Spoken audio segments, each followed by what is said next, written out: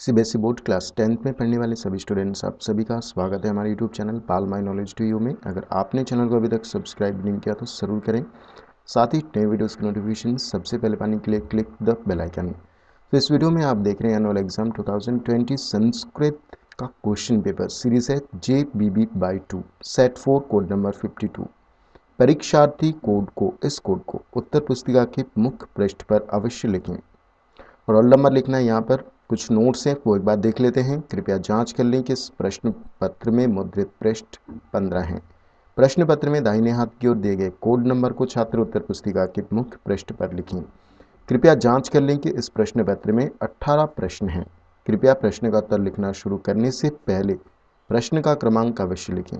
इस प्रश्न पत्र को पढ़ने के लिए 15 मिनट का समय दिया गया है। प्रश्न पत्र का वितरण पूर्वाह्न में 10:15 बजे किया जाएगा। 10:15 बजे से 10:30 बजे तक छात्र केवल प्रश्न पत्र को पढ़ेंगे और इस अवधि के दौरान वे उत्तर पुस्तिका पर कोई उत्तर नहीं लिखेंगे। संस्कृत निर्धारित समय 3 घंटे, अधिकतम अंक 80। 4 सेक्शन खंड क अपठितांश अपबोधनम, खंड ख रचनात्मक कार्यम, खंड ग अनुप्रयुक्त व्याकरणम और खंड घ पठित अपबोधनम। निर्देश। इस प्रश्न पत्र में 4 खंड हैं। प्रत्येक खंड के उत्तर एक ही जगह पर क्रम से लिखने होंगे। प्रश्न पत्र के अनुसार प्रश्न संख्या अवश्य ही लिखनी होगी और सभी प्रश्न का उत्तर संस्कृत में लिखिए। तो स्टार्ट करते हैं खंड का सेक्शन ए से, अपठितांश अपबोधनम। सो क्वेश्चन नंबर 1, निम्नलिखित गद्यांश को पढ़कर पूछे गए या दिए गए प्रश्न का उत्तर संस्कृत में लिखिए।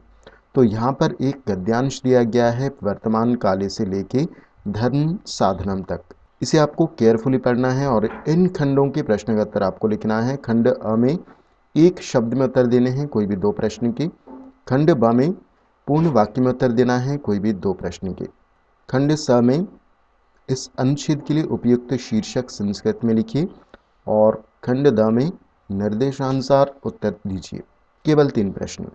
अब सेक्शन बी खंड ख देखते हैं। रचनात्मक कार्यम का प्रश्न नंबर 2, पिता को लिखे गए निम्नलिखित पत्र को मंजूषा में दिए गए शब्दों की सहायता से पूर्ण कर पुनः लिखिए।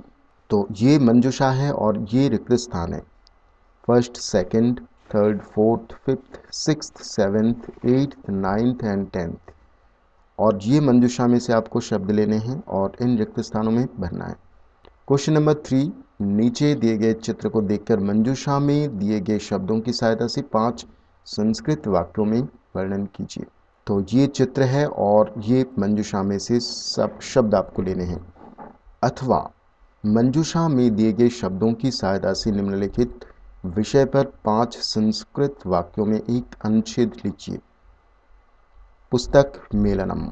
पुस्तक मेलनम के ऊपर आपको 5 संस्कृत वाक्यों का एक अनुच्छेद लिखना है। अब देखते हैं क्वेश्चन नंबर 4, निम्नलिखित वाक्यों को संस्कृत भाषा में अनुवाद करके लिखिए। केवल 5 वाक्य।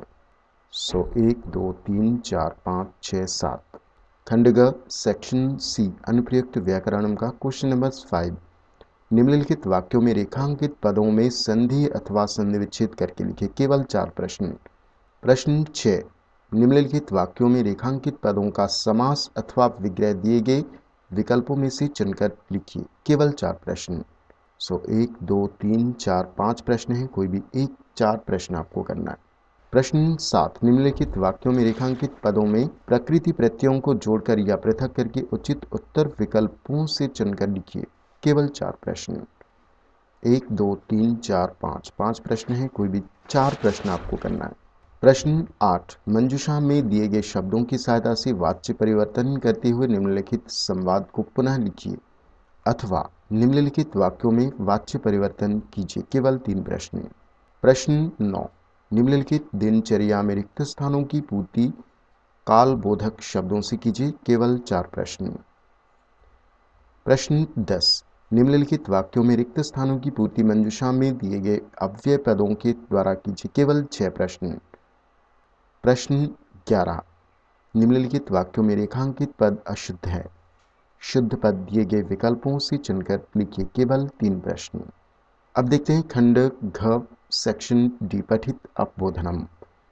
प्रश्न 12, निम्नलिखित गद्यांश को पढ़कर दिए गए प्रश्न का उत्तर संस्कृत में लिखिए। सो यहाँ पर क्वेश्चन से लेके प्रायश्चित तक एक पैराग्राफ है, गद्यांश है और इसे आपको केयरफुली पढ़ना है। और इन प्रश्नों का उत्तर आपको लिखना है। अ में एक शब्द में उत्तर देना है, ब में पूर्ण वाक्य में उत्तर देना है, स में दिए गए विकल्पों में से उचित उत्तर चुनकर लिखना है। केवल 3 प्रश्न, 1, 2, 3, 4, कोई भी 3 प्रश्न आपको करना है। प्रश्न 13, निम्नलिखित पद्य को पढ़कर दिए गए प्रश्न का उत्तर संस्कृत में लिखिए। सो ये एक पद्य है। निमित्तम उद्देश्य ही यह प्रकुप्यति, ध्रुवम स तस्यापगमे प्रसीदति, अकारण देशी मनस्तु यस्य वै कथम जनस्तम परितोषयिष्यति। और ये इसके प्रश्न हैं। अ में एक शब्द में उत्तर लिखना है, ब में पूर्ण वाक्य में उत्तर लिखना है, स में दिए गए विकल्पों में से उचित उत्तर चुनकर लिखना है। कोई भी 3 प्रश्न। क्वेश्चन नंबर 14, निम्नलिखित नाट्यांश को पढ़कर दिए गए प्रश्न का उत्तर संस्कृत में लिखिए। सो लभः से लेकर वाल्मीकि ही तक एक नाट्यांश है। इसे आपको पढ़कर इन प्रश्नों का उत्तर आपको लिखना है। अ में एक शब्द में उत्तर देना है, ब में पूर्ण वाक्य में उत्तर देना है, स में विकल्पों में से सही उत्तर आपको चुनकर लिखना है। प्रश्न 15, रेखांकित पदों के आधार पर प्रश्न निर्माण कीजिए। केवल 4 प्रश्न। प्रश्न 16, मंजूषा में से समुचित पद चुनकर निम्नलिखित दोनों श्लोकों के अन्वय को पूर्ण कीजिए। 1, 2, और ये इसकी मंजूषा है। मंजूषा में से इन शब्दों का आपको प्रयोग करना है, अथवा मंजूषा की सहायता से श्लोक के भावार्थ में रिक्त स्थानों की पूर्ति करके पुनः लिखिए। जी मंजूषा। प्रश्न 17, निम्नलिखित कथांश को समुचित क्रम में लिखिए। प्रश्न 18, क स्तंभ में लिखित पदों के पर्याय पद ख स्तंभ में लिखे गए हैं, उनको यथाक्रम से उनके समक्ष लिखिए। केवल 3 प्रश्न। अथवा निम्नलिखित वाक्यों में रेखांकित पदों के प्रसंगानुसार उचित अर्थ को चुनकर लिखिए। केवल 3 प्रश्न। सो स्टूडेंट्स, यहाँ पर क्वेश्चन पेपर एंड होता है। होप आपको ये वीडियो अच्छा लगा। वीडियो अच्छा लगा तो वीडियो को लाइक, कमेंट एंड शेयर कीजिए। सो मिलते हैं नेक्स्ट वीडियो में। Thank you.